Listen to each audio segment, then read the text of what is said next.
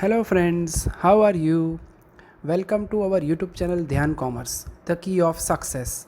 Please like, subscribe, share and press bell icon for notifications. Thank you.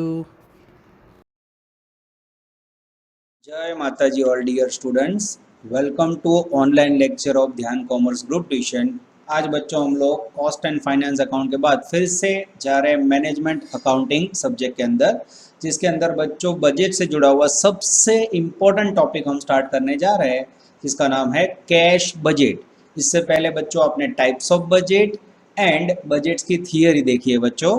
अब cash budget, ये दोनों budget जो आपने आगे देख लिया है उसके ऑप्शन में ये टॉपिक आता है। It's a very very important topic for future period. देखते हैं बच्चों कैश बजट कैसे वर्क करता है, तो उसकी पूरी पहले थियरी समझेंगे बच्चों और उसके बाद एग्जांपल स्टार्ट करेंगे।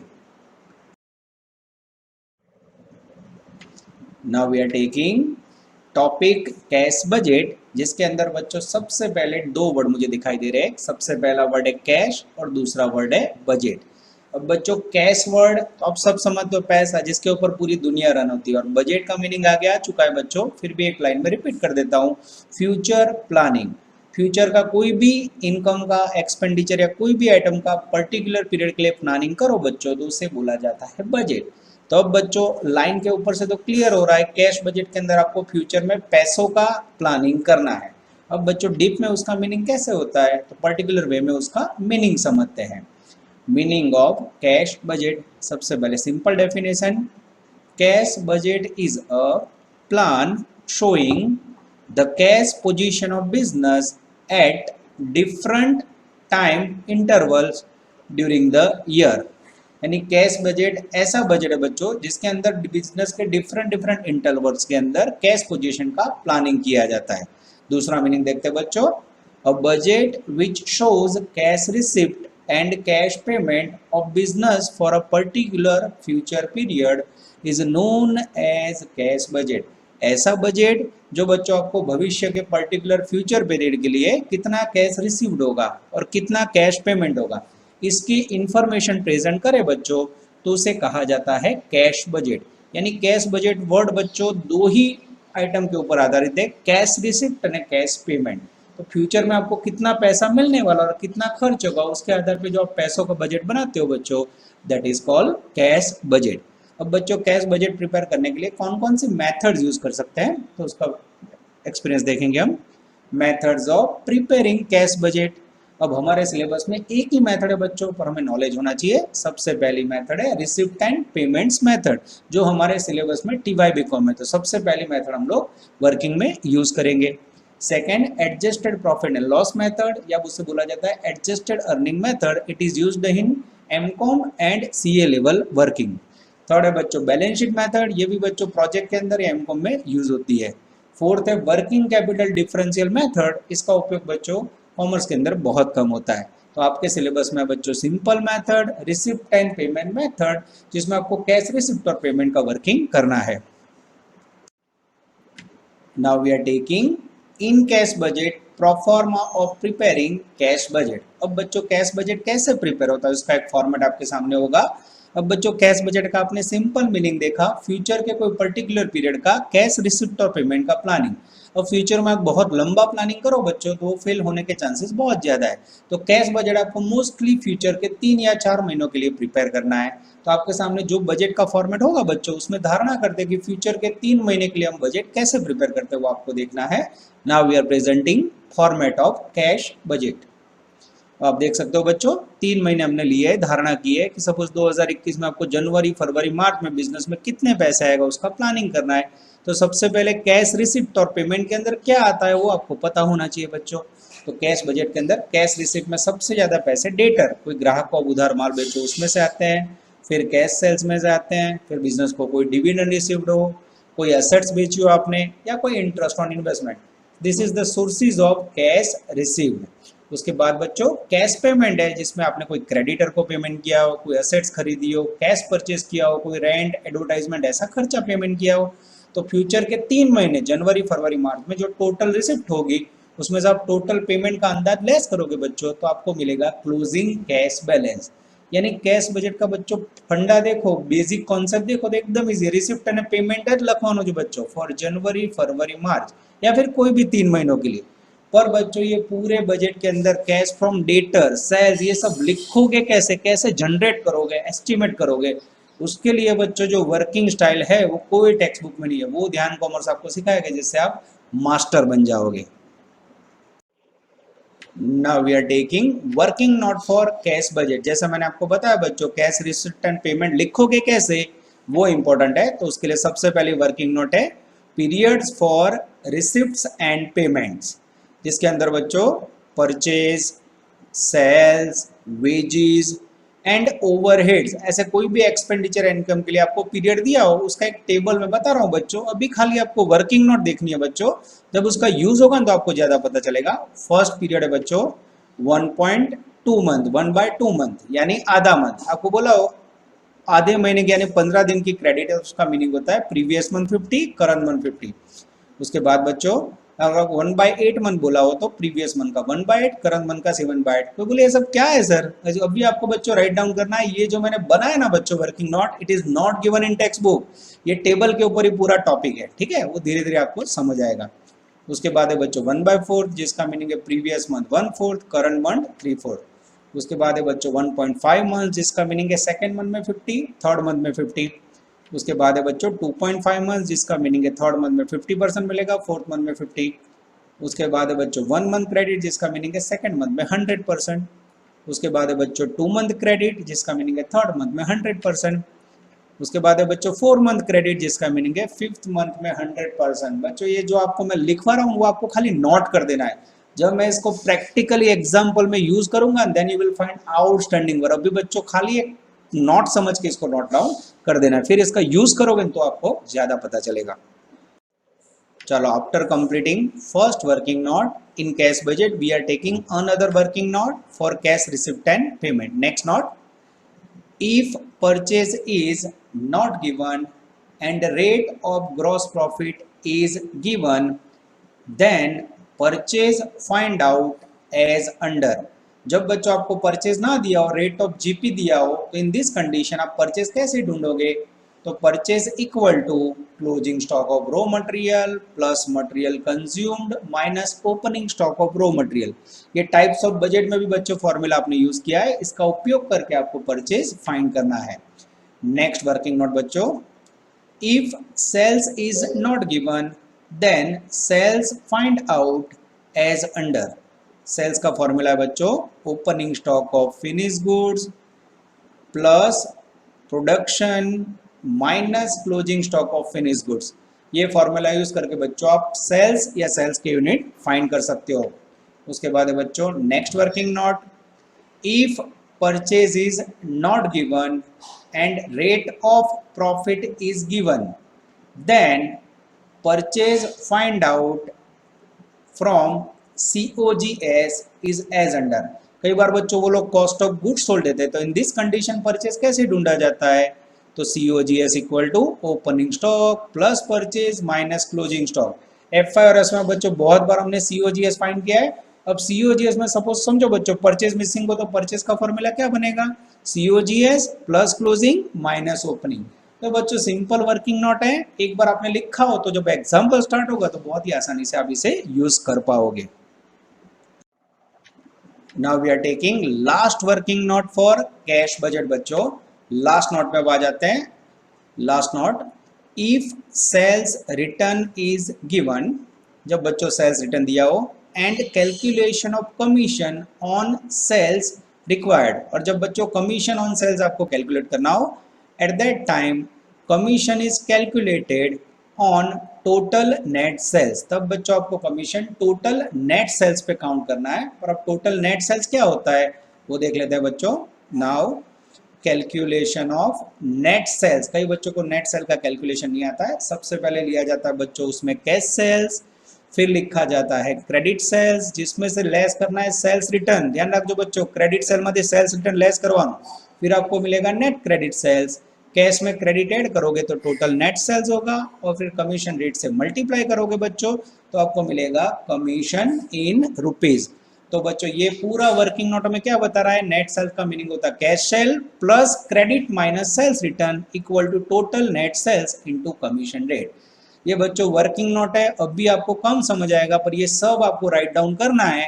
कैश बजट एक रेगुलर टॉपिक नहीं है बच्चों, जैसे मार्जिनल कॉस्टिंग टॉपिक कैसा था अलग प्रकार का, ऐसा ही बच्चों कैश बजट के अंदर लिखना है सिंपल रिसिप्ट एंड पेमेंट, पर उसके अंदर जो बच्चों वर्किंग आएगा वो वर्किंग के लिए टेक्स्ट बुक में कुछ भी नहीं है। टोटली आप इस पे ध्यान कॉमर्स की टेक्निक पे आधारित हो, और मैं आपको 100% बता रहा हूँ बच्चों, डीसीजीटी के पास इसकी टॉप मेथड है।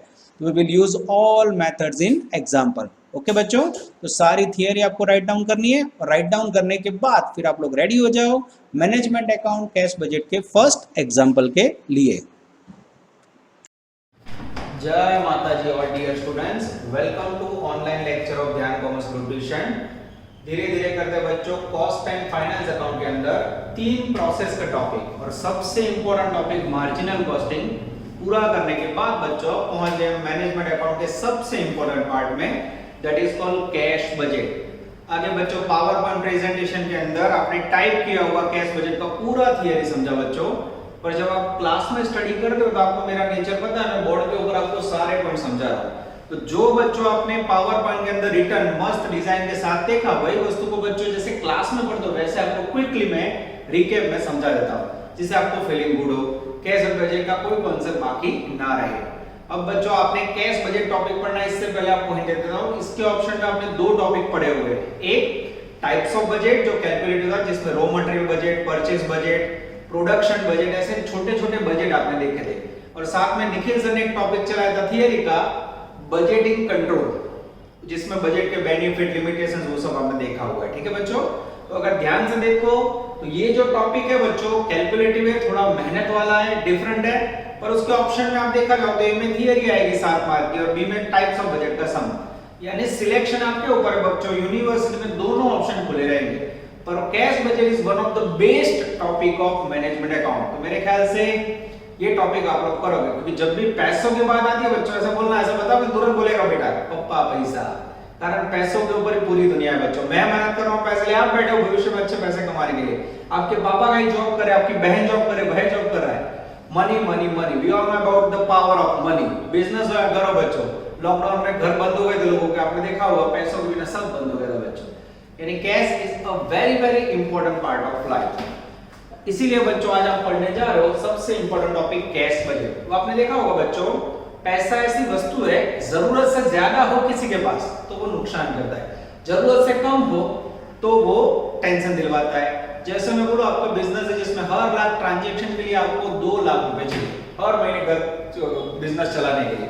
अब आप साइड में लगभग 12 लाख रुपए रिजर्व रखो, तो अब 2 लाख रुपए की जरूरत और 12 लाख रुपए साइड में रखोगे बच्चों, तो आप 10 लाख जो एक्स्ट्रा रखोगे उसका आपका इन्वेस्टमेंट में इंटरेस्ट का लॉस होगा, यानी जरूरत से ज्यादा ट्रांजैक्शन के लिए रखोगे लॉस। 2 लाख रुपए की जरूरत हो बच्चों, आपके पास मात्र 50,000 हो तो मार्केट में ऐसी छाप जाएगी कि ये पार्टी कटकी वाली है, टुकड़े वाली है, इसके पास से पैसे जल्दी नहीं आते, इसके साथ बिजनेस बंद करो। तो इसका मीनिंग क्या हुआ बच्चों, 2 लाख की जरूरत तो 12 भी नहीं होना चाहिए और 2 लाख की जरूरत तो 50,000 भी नहीं होना चाहिए, एग्जैक्ट 2 लाख के आजू-बाजू होना चाहिए। यानी कैश का बैलेंस हमारे बिजनेस में और घर में दोनों में होना जरूरी है बच्चों, जरूरत से ज्यादा पैसे नहीं, जरूरत से कम नहीं। इसीलिए आपके सिलेबस है बच्चों कैश का प्लानिंग करने के लिए सबसे इंपॉर्टेंट टॉपिक है कैश बजट। यानी सिंपल लैंग्वेज में अगर टॉपिक का हेडिंग समझो तो बच्चों कैश का future planning, that is called cash budget. अब बच्चों डीप में देखते हैं मीनिंग ऑफ बजट। पहला वर्ड है कैश, दूसरा वर्ड है बजट। बजट का मीनिंग आगे आ चुका है बच्चों, एक बार फिर से रिपीट कर लेते हैं। एक लाइन में बोलना तो फ्यूचर प्लानिंग, और डीप में बोलना हो तो budget means estimation of any expenditure, income और any other item related with business for a particular future period, that is called budget. यानी फ्यूचर के कोई भी पीरियड में बच्चों, इनकम का, एक्सपेंडिचर का, परचेज का, सेल का, मटेरियल का, प्रोडक्शन का, किसी का भी प्लानिंग करो तो उसे क्या कहोगे बच्चों, बजट। अब बजट के अंदर बच्चों किसका प्लानिंग है, कैश का प्लानिंग, जिसे आप कहोगे कैश बजट। अब बच्चों उसका मीनिंग समझा रहा हूं। A budget which shows cash receipt, a budget which shows cash receipt and cash payment of business at different interval of future, that is called cash budget।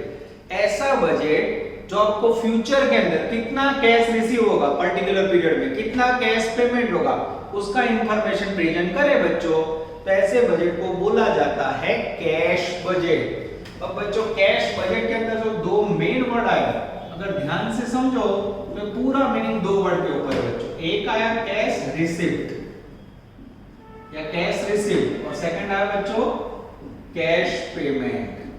अब ये दोनों वर्ड आप फ्यूचर प्लानिंग करते हो that is called cash budget. मित्र एक business के अंदर आप सोचिए तो कैश कहां से आएगी, सोचो आप बिजनेसमैन आप शॉप चला रहे हो तो पैसे कहां से आएंगे, तो सबसे ज्यादा कैश आती है बच्चों सेल्स में से। उसके बाद बच्चों कोई ग्राहक को अपने उधार माल बेचा हो तो क्या आएगा, कलेक्शन फ्रॉम डेटर में से। उसके बाद बच्चों कोई इन्वेस्टमेंट आपने किया हो उसका इंटरेस्ट या फिर डिविडेंड रिसीव्ड हो या फिर कोई असेट्स आपने बेची हो बच्चों। This is the main sources where you receive cash. कोई सेल में से, डेटर के पास से पैसे मिले या फिर कोई इन्वेस्टमेंट आपने बेचा या उसका ब्याज रिसीव हुआ, डिविडेंड रिसीव हुआ या कोई असेट्स बेची हो। सेम बच्चों पेमेंट क्या करते हो, तो सेल के सामने आपने बिजनेस के लिए परचेज किया तो पेमेंट करना पड़ेगा, फिर आपने उधार खरीदा हो तो क्रेडिटर को पेड करोगे, फिर डिफरेंट एक्सपेंसेस जैसे रेंट है, एडवर्टाइजमेंट एक्सपेंस, इनकम टैक्स है, ये सब पेमेंट करोगे। उसके बाद बच्चों असेट्स खरीदोगे, उसके बाद डिविडेंड पेड करोगे या फिर कोई इंटरेस्ट पेमेंट करोगे। तो this is the cash receive and cash payment sources. इसका बच्चों पर्टिकुलर फ्यूचर पीरियड के लिए आप प्लानिंग करो तो that is called cash budget. अब बच्चों मैं अभी लगभग आपको पता होगा अक्टूबर महीना स्टार्ट हो गया, ठीक है, 2020 चल रहा है। मैं सोचूं कि 2024 के अंदर मेरे पास जनवरी से दिसंबर में कितना पैसा होगा। अभी मैं सोचूं बच्चों तो मुझे बताओ मित्रों वो प्लानिंग मेरा सही होगा, नहीं होगा। क्यों, मैं अभी 2020 में हूं बच्चों, 2024 में क्या होगा, 21, 22, 23 के बाद इन्फ्लेशन का रेट क्या होगा मुझे पता ही नहीं है। तो इसका मीनिंग ये होगा बच्चों बहुत ही लंबा अगर कैश का बजट बनाते हो तो वो फेल जाएगा, उसके फेल होने के चांसेस ज्यादा है। पर बच्चों अभी मैं अक्टूबर में और मैं सोचूं जनवरी, फरवरी, मार्च 2021 में क्या होगा, तो इट इज पॉसिबल। यानी कैश बजट का आपको कितने महीने का बनाना है, एग्जैक्टली 3 महीने, जैसे जनवरी, फरवरी, मार्च, या फिर फ्यूचर के बहुत ही नजदीक के पीरियड का बहुत ही लंबा अगर कैश बजट बनाते हो तो वो बच्चों कैश बजट की जगह फेल बजट हो जाता है, वो सक्सेस नहीं जाता। क्योंकि इन्फ्लेशन रेट इतना हाई है, किसी को पता था लॉकडाउन आने वाला है बच्चों, लॉकडाउन के कारण कई बिजनेस तहस नहस हो गए। इवन बच्चों कई टीचर्स जैसे जो प्राइवेट में जॉब करते, तो सब्जी बेच रहे हैं, ये स्थिति है। कारण लॉकडाउन में कभी भी टीचर्स की वैल्यू डाउन होगी किसी ने सोचा नहीं, वन इंडस्ट्री डाउन हो गई, तो बच्चों फ्यूचर सेफ नहीं है। इसलिए इन्फ्लेशन के कारण बहुत सारे बाहरी फैक्टर्स के कारण कैश का लंबा प्लानिंग पॉसिबल नहीं है। तो आपको क्या करना है, मैक्सिमम फ्यूचर के 3 महीने का कैश बजट तैयार करना है। अब बच्चों सबसे बड़ा प्रॉब्लम क्या है बताओ, ये चैप्टर में लिखना क्या है, फिक्स है रिसिप्ट एंड पेमेंट, और हर एक के अंदर ये जो वैल्यू है सेल्स की, डेटर की, परचेज की, वो कैसे ढूंढना है, इसके लिए ऐसी मैजिकल टेक्निक्स है बच्चों जो आपको ध्यान कॉमर्स की टेक्निक से सबसे टॉप पे ले जाऊंगा, ठीक है। आगे जाते हैं methods of preparing cash budget. Cash budget prepare करने के total in commerce CL level में 4 मेथड बच्चों, और हमारे मेथड में टीवाई में सिंपल मेथड बच्चों that is called cash and receipt method, cash receipt and payment, जो मैंने आपको समझाया आवक અને जावकની पद्धति। ये जो मेथड है बच्चों पीएनएल एडजस्टेड वर्किंग कैपिटल है, बैलेंस शीट मेथड, ये एमकॉम करोगे ऐसे भी सीए लेवल पे आप स्टडी करोगे तब आपको स्टडी करनी है। आपको करना क्या है बच्चों, simply you have to prepare January, February, March और अप्रैल में जो कोई भी 3 महीने का कैश बजट प्रिपेयर करना है। उसमें लिखना है कैश रिसिप्ट और कैश पेमेंट। और वो कैसे लिखना है, तो इसके बाद बच्चों आपने देखा होगा पावर पॉइंट में वर्किंग नोट में थियरी लिखवाई थी, क्रेडिट पेमेंट का पीरियड तो कैसे पेमेंट होगा वो सब लिखवाया था। तो वो बच्चों मैं फिर से नहीं बोल रहा हूं, वो आपने ऑलरेडी आगे पीपीटी में देखा है जो आपको नोट डाउन करना है। अब बच्चों आपके सामने आज मैं प्रेजेंट कर रहा हूं पहला बेसिक क्वेश्चन कैश बजट का, जिसके अंदर बच्चों बजट कैसे प्रिपेयर होता है मैं आपको समझा रहा हूं। चलो बच्चों now we are taking trailer of cash budget. Dear students, आप स्क्रीन पे देख रहे हो कैश बजट का पहला sum number 2 summarise below income and expenditure for the August 2012। यहाँ आपके पास मार्च से लेकर अगस्त तक का sales, purchase, wages, manufacturing office उसका सेलिंग का डेटा है बच्चों। आपको लास्ट पैराग्राफ में लिखा है you are required to prepare a cash budget for 3 month, मई स्टार्टिंग से बच्चों जुलाई एंड तक, मई जून जुलाई का ये क्वेश्चन बच्चों बहुत इंपॉर्टेंट है। अनलकीली नई टेक्स्ट बुक के अंदर ये क्वेश्चन प्रिंट नहीं हुआ है बच्चों, निकाल दिया गया है, तो मैंने यहाँ इसकी पीडीएफ इमेज रखी हुई है। अब इसका फोटो खींच लो या ये नोट डाउन कर लेना। नेक्स्ट स्लाइड के अंदर बच्चों इतना इंपॉर्टेंट बेसिक समय मैं पूरा व्हाइट बोर्ड के अंदर आपको ये एक्सप्लेन करने जा रहा हूँ। तो नेक्स्ट स्लाइड में बच्चों हम देखेंगे सम नंबर 2 जो नई टेक्स्ट बुक में नहीं है। सम नंबर 2 ब्रैकेट में है पेज नंबर 360। ठीक है, रेडी? चलो स्टार्ट करें मित्रों। कॉस्ट अकाउंट या मैनेजमेंट अकाउंट टेक्स्ट बुक ले जो बालक को, ठीक है? फिर पेंसिल, पेन, स्कूल के बुक कैलसी सब रेडी। मैं रीडिंग स्टार्ट कर रहा हूं। Summarise the below are the income and expenditure forecast for the month of March to August. नीचे आपको एक टेबल दिया है बच्चों मार्च से अगस्त का। Month, sales, purchase, wages, manufacturing expense, office expense, selling expense. अब इसमें से रिसिप्ट किसे बोलते हैं और पेमेंट किसे बोलते हैं वो तो आपको पता है ना। सेल रिसिप्ट क्या है, बाकी purchase, wages, manufacturing, office, selling सब पेमेंट। नीचे इंफॉर्मेशन में adjustment A B C D E छेल्लो पैराग्राफ। You are required to prepare cash budget for 3 months starting from 1st May। 3 महीने का बजट प्रिपेयर करना है बच्चों जो स्टार्टिंग होगा मई से। तो मैं लिख रहा हूं सबसे पहले कैश बजट कितने महीने का तैयार करना है बच्चों। नजर बोर्ड पे, बॉडी फिक्स पर अगेन कंप्लीट। मई से बोला है बच्चों, तो पहला महीना आएगा मई। एग्जैक्ट 3 महीने लेने हैं, मई के बाद जून, जून के बाद जुलाई, और फिर यहाँ बच्चों पर्टिकुलर्स। उसके बाद बच्चों फॉर्मेट फिक्स है इसका। देखो सबसे पहले आएगा इसमें ओपनिंग बैलेंस ऑफ कैश, फिर इसमें ऐड होगा बच्चों कैश रिसिप्ट। थोड़ी जगह छोड़ी बच्चों, फिर यहाँ टोटल करोगे ए, और फिर बच्चों नीचे होगा बी कैश पेमेंट, और फिर यहाँ आएगा बच्चों क्लोजिंग कैश ए माइनस बी। यहां पे बच्चों लिख देंगे हम कैश पेमेंट। ठीक है, चलो तो ये कैश रिसिप्ट क्लियर हो बच्चों। अब ये तो मैंने पहले से लिख के रखा है, मुझे पता है पहला सम छोटा है, एग्जाम में आपको पता नहीं होगा तो रिसिप्ट और पेमेंट की लाइन पहले से नहीं करनी, जगह के आधार पर सेटिंग करना है।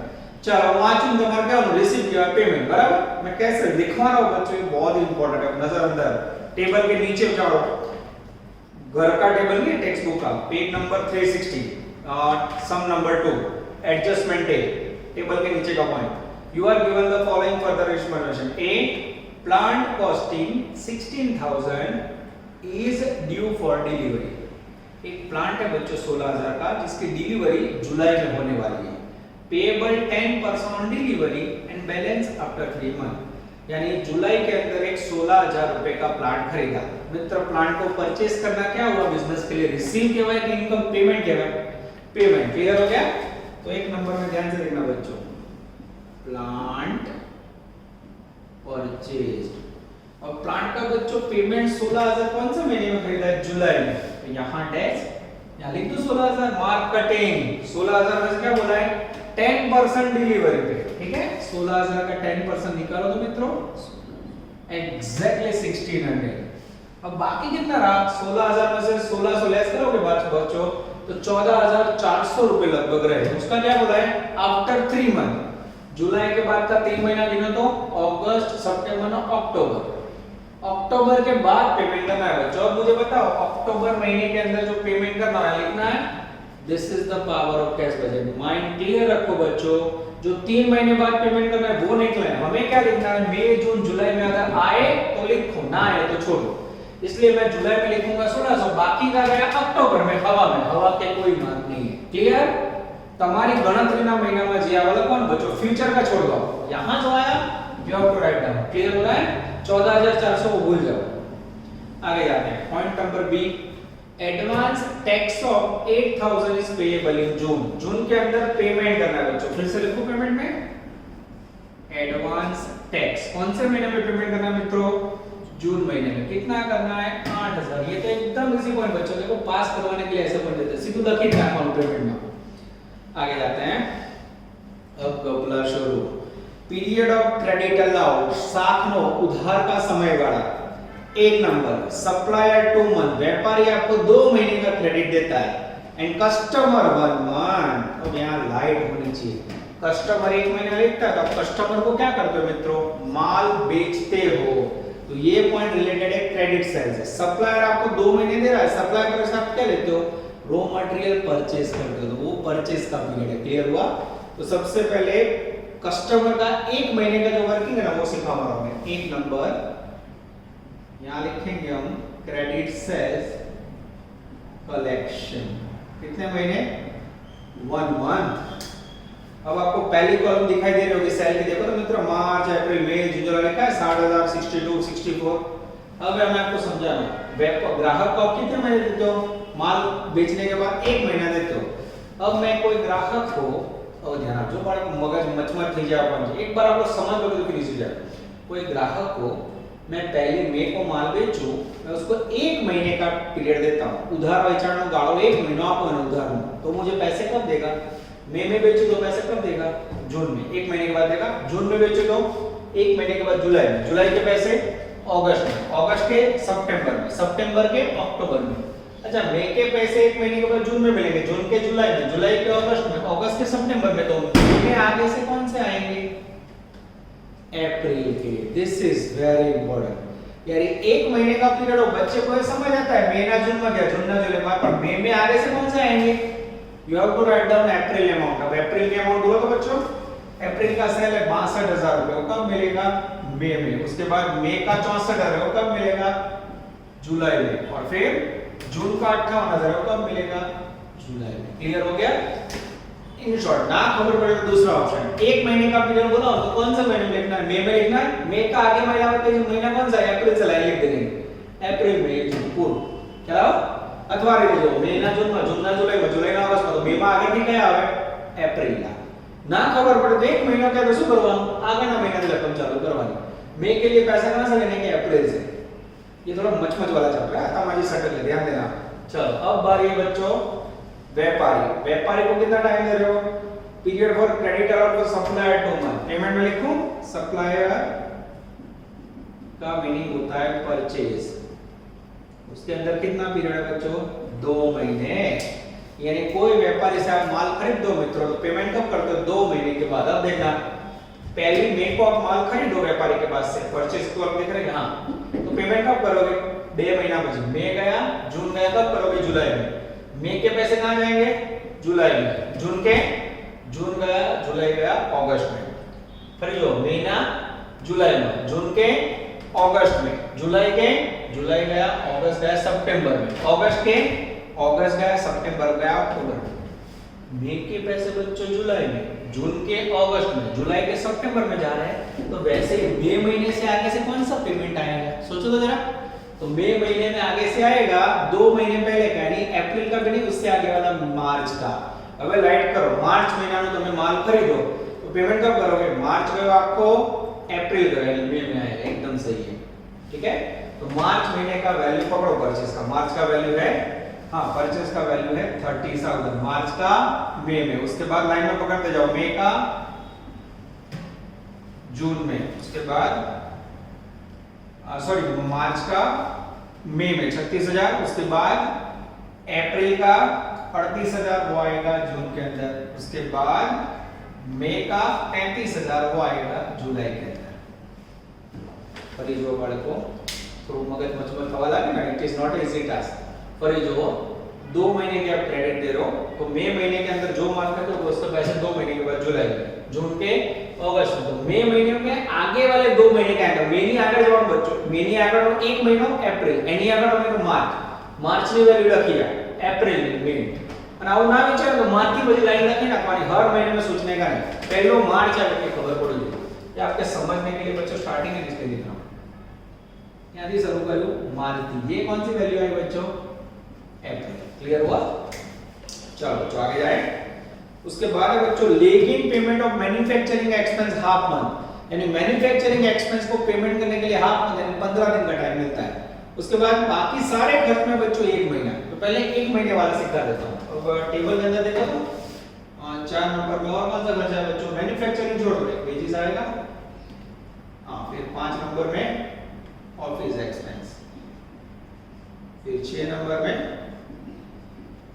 सेल्स एक्सपेंस, और 7 नंबर में है बच्चों मैन्युफैक्चरिंग एक्सपेंस, जिसमें हाफ मंथ बोला है। ठीक है, अब ये तीनों के अंदर बच्चों पीरियड कितना है, ये तीनों के अंदर कितना पीरियड बोला है, 1 मंथ। और 1 मंथ तो मैंने समझाया, फिर से एक बार समझा दूं। देखो बच्चों, मैं वेजेस, मजदूरी, ऑफिस का, सेलिंग का तीनों खर्चों मई महीने में कर दो, मैं पेमेंट कब करूंगा पगार का, एक खर्च का 1 महीने बाद, यानी मई का पेमेंट जाएगा जुलाई में, जून का जुलाई में, जुलाई का खर्चा पेमेंट होगा अगस्त में, अगस्त का सितंबर में, मई का जून में, जून का जुलाई में, जुलाई का अगस्त में, तो मई में आगे से कौन सा आएगा, अप्रैल का। ले अप्रैल की लाइन पकड़ो, अप्रैल की वेजेस बोलो, ये वेजेस की कॉलम ली मैंने अप्रैल से बच्चों, ये लिखा 8000, फिर 10000 અને પછી 8500, ये वेजेस लिख दिया। कहां से चालू किया, अप्रैल से। फिर देखना ऑफिस खर्च, ऑफिस की कॉलम ली थी बच्चों, अप्रैल की वैल्यू पकड़ो 1500, 2500, 2000, यस 1500, थोड़ा ऊपर लेते बच्चों, दुगना हो, 1500, 2500 और फिर 2000। उसके बाद लिया बच्चों सेलिंग एक्सपेंडिचर, सेलिंग के लिए भी अप्रैल से उठाओ 5000, 4500, 3500, 5000, 4500 અને 3500। अब बच्चों मैन्युफैक्चरिंग एक्सपेंस है, नीचे काट रहा है जगह, थोड़ा नीचे ले लेते बच्चों, यहाँ थोड़ा मुझे दुख हो रहा है, ऐसा लग रहा है जगह कम पड़ेगी, ये अंडरलाइन किया मैंने, एक लाइन थोड़ा नीचे ले लेते हैं।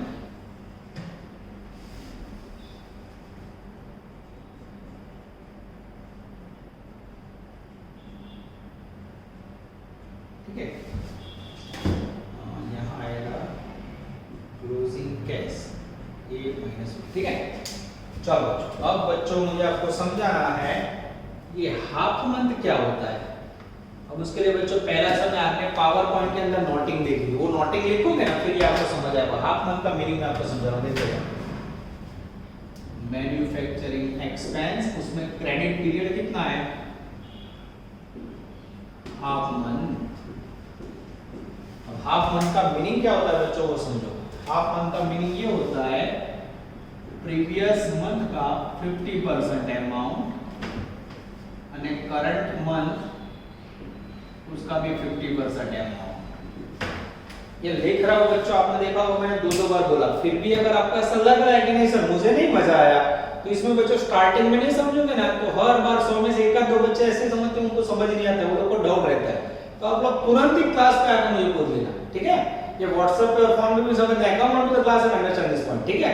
नहीं तो गए फिर, क्लियर हो रहा है, नहीं तो पूरे चैप्टर में दिक्कत होती है। यानी आज मैंने आपको सिखाया 1 मंथ को अमाउंट कैसे लिखते हैं और 2 महीने में, ठीक है, ये तो एकदम इजी है। अब मैं आपको सिखा रहा हूं हाफ मंथ कैसे लिखते हैं।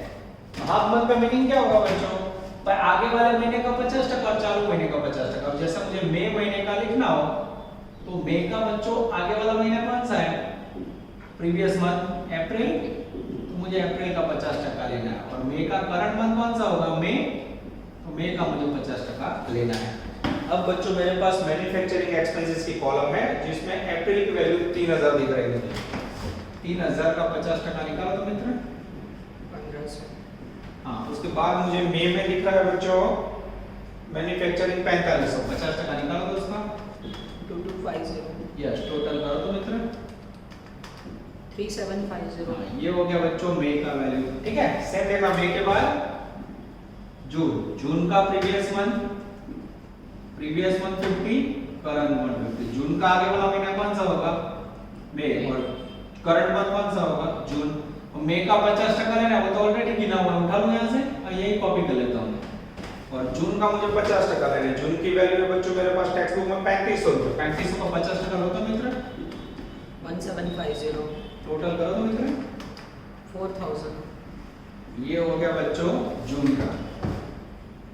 अब जून के बाद जुलाई, फिर से प्रीवियस मंथ 50%, करंट मंथ 50%। इसमें प्रीवियस मंथ कौन सा आएगा, जून, और यहाँ करंट मंथ जुलाई। जून का 50% बच्चों ऑलरेडी गिना हुआ है, यहाँ से उठा लो। और जो जुलाई महीना है उसकी वैल्यू मुझे दिख रही है 4000। 4000 का 50% निकालो तो मित्र 2000। टोटल करो तो ये बच्चों सिंपल वर्किंग हुआ। देखो ये हो गया मई का पेमेंट, ये हो गया जून का, और ये होगा जुलाई का। अब इसका बच्चों आधे से 1 मार्क है। अब आधे और 1 मार्क के लिए अब इतना सारा टेबल बनाओगे तो आगे तो बहुत लंबे सब्जेक्ट, माइंड मचमच हो जाएगा। तो स्टार्टिंग में आपको ना समझ आया था ऐसे ऐसे लिख के करो प्रीवियस मंथ करंट मंथ जो લખવાનું છે कैलसी से मल्टीप्लाई करो या फिर कोई बोले दूसरा ऑप्शन नहीं आपके पास कुछ होता है ना ध्यान कॉमर्स वाला हां भैया चेंज करना है देख लो वो समझा रहा हूं यहां प्रीवियस मंथ 50% और उसके बाद करंट मंथ 50% लेना है तो अब बच्चों डायरेक्ट अब क्या करोगे आप पहले प्रीवियस मंथ वाली लाइन लिखोगे अब ये रहा मई का आगे वाला महीना लो तो मई का आगे वाला महीना है बच्चों अप्रैल का मैन्युफैक्चरिंग है 3000 उसका 50% लो तो 1500 उसके बाद 4500 का 50% लो तो 2250 उसके बाद 3500 का 50% लो तो 1750 ये प्रीवियस मंथ हो गया बच्चों पहला अर्थ लिखना है प्रीवियस मंथ अब करंट मंथ का 50% करंट महीना है बच्चों मई की 4500 वैल्यू उसका 50% लो तो 2250 उसके बाद 3500 का 50% 1750 या फिर यहां से खींच लो और उसके बाद 4000 का 50% 2000 फिर इसे ब्लॉक कर दे रहा है बच्चों ने तो मार्क कर देना अब देखो तो सामने मित्रों क्या हो रहा है देखो 1500 2250 आ गया फिर 2250 और 7050 आ गया और फिर 7050 और 2000 आ गया तो बच्चों इसका मीनिंग क्या हुआ दोनों मेथड के मार्क्स पूरे पर डिपेंड्स ऑन योर माइंड पर ये मेथड बच्चों आपको अभी स्टार्टिंग में नहीं मजा आएगा पर आप लोग लास्ट में ये बोलोगे सर आज इजी पड़े पहला की प्रीवियस मंथ लाइन लगो પછી करंट मंथ में खेच लोगे सीधું तीजું લખવાનું થાય ये हुआ बच्चों कैश बजट का सिंपल ट्रेलर एग्जांपल पिक्चर में तो अभी बहुत कुछ बाकी है अब बच्चों इसका क्लोजिंग स्टार्ट हां क्लोजिंग करने से पहले बच्चों एक लाइन लेके लास्ट पैराग्राफ में एक पॉइंट रीड करना रहेगा तो मुझे लेता हूं मैं गलती से मिस्टेक लास्ट पैराग्राफ देखो you are required to prepare a cash budget for starting 3 months May June July there was a cash balance of 8000 on May के अंदर बच्चों कैश का बैलेंस दे दिया इन्होंने 8000 ये देना जरूरी है नहीं तो साउंड बंद नहीं होगा अब बच्चों इसका क्लोजिंग टाइम क्लोजिंग में क्या करोगे पहले महीने की इनकम का टोटल करो 70,000 टोटल रिसीव्ड 70000 अब उसमें से बच्चों पेमेंट का टोटल करो 54 to 50 54 to 50 अब बच्चों ये जो रिसिप्ट है उसमें से पेमेंट माइनस करो 15,750 ये हो गया बच्चों आपका पहले मई महीने का क्लोजिंग कैश बैलेंस अब पहले महीने का क्लोजिंग कैश बैलेंस नेक्स्ट महीने के लिए क्या होगा ओपनिंग बैलेंस ये लिखा टोटल करो मित्र 79,750 79,750 फिर से बच्चों पेमेंट का टोटल करो एकदम आराम से एकदम रिलैक्सली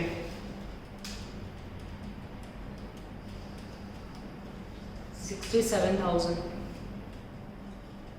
अब बच्चों ए इनकम या रिसिप्ट उसमें से पेमेंट लेस करो मित्र 12,750 सेकंड मंथ का जो भी क्लोजिंग है वो नेक्स्ट के लिए ओपनिंग यानी तीनों साथ में टोटल नहीं हो सकते 70,750 70,750 पेमेंट का टोटल करो मित्र एकदम आराम से 52,350 52 350 माइनस करो मित्र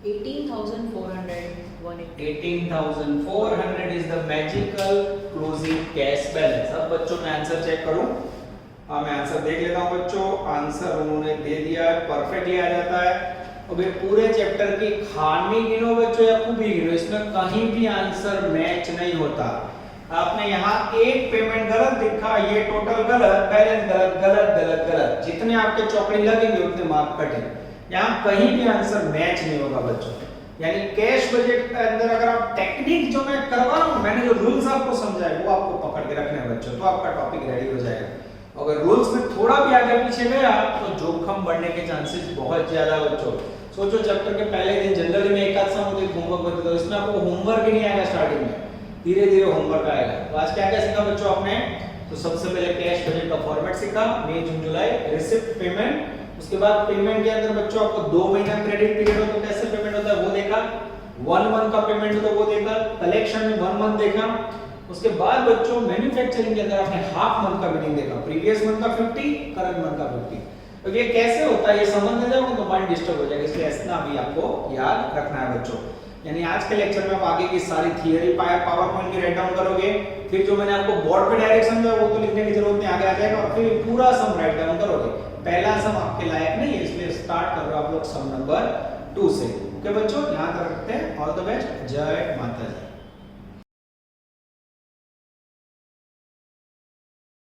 Please like, subscribe, share and press bell icon for notifications.